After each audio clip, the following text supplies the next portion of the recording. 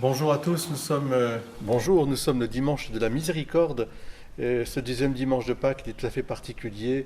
Nous nous plaçons sous la croix du Christ parce que c'est sa passion qui nous sauve et qui nous ouvre accès à cette miséricorde, parce que la mort a été vaincue, parce que le péché a été englouti et que les sacrements nous ont été donnés par le côté transpercé de Jésus.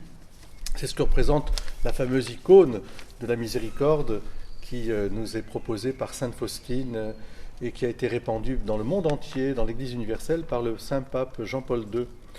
Ce dimanche de la miséricorde, c'est une occasion pour nous de nous fortifier, de nous consoler, de nous conforter les uns les autres en apportant justement cette miséricorde. Miséricorde, ça veut dire un cœur qui fait corps, si je puis dire, avec les cœurs. Un cœur miséricordieux, qui est capable de porter nos vies dans ce qu'elles ont de quotidien, de fatigué, d'usé parfois, nos vies aussi douloureuses, aussi nos joies, bien sûr. Un cœur qui aime à l'unisson des autres cœurs. Ça, c'est le cœur sacré de Jésus, le cœur miséricordieux de Jésus, et qui veut instaurer son cœur. Son royaume, c'est son cœur. Et qu'est-ce que nous dit Jésus de son cœur? Apprenez que je suis doux et humble de cœur. Alors, si même nous voyons le monde un peu cassé par cette pandémie, si même nous sentons les ténèbres présents dans ce monde, mais vous savez que aucune ténèbre, aucune cassure n'arrêtera au contraire la lumière de passer à travers. Voulez-vous qu'on puisse la voir de partout? Eh bien oui, oui, nous le voulons.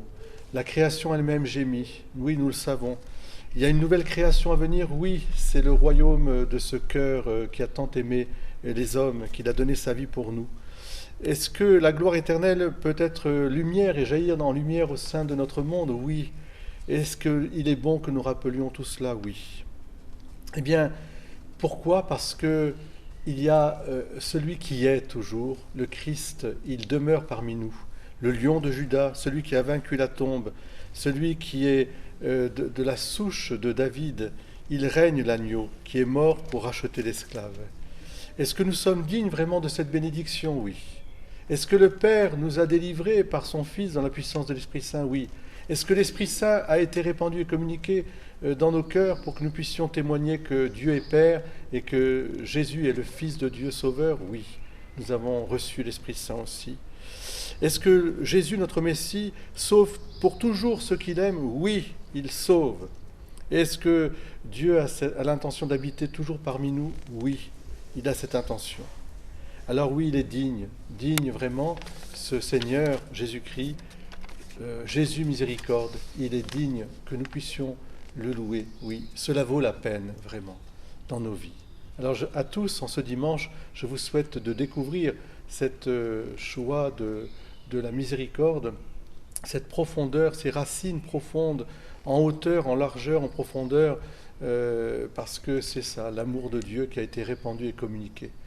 Et puis je vous invite, puisque je vous ai cité ici une chanson de Chris Tomlin, Is He Worthy, à l'écouter.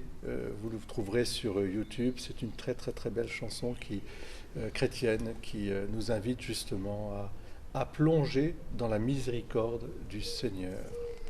Et puis je vous annonce déjà que bientôt le film sur la miséricorde, Mercy, sur la vie de Sainte Faustine et puis son message, le film réalisé et sorti déjà depuis quelques années, nous arrivera sur les écrans avec Sage Productions, et on en fera largement écho pour que nous puissions aussi en profiter dès que les salles obscures puissent s'ouvrir à la lumière justement de ce message d'amour et de miséricorde. À vous tous, très très beau dimanche. Le Christ est ressuscité, alléluia. Il est vraiment ressuscité, alléluia.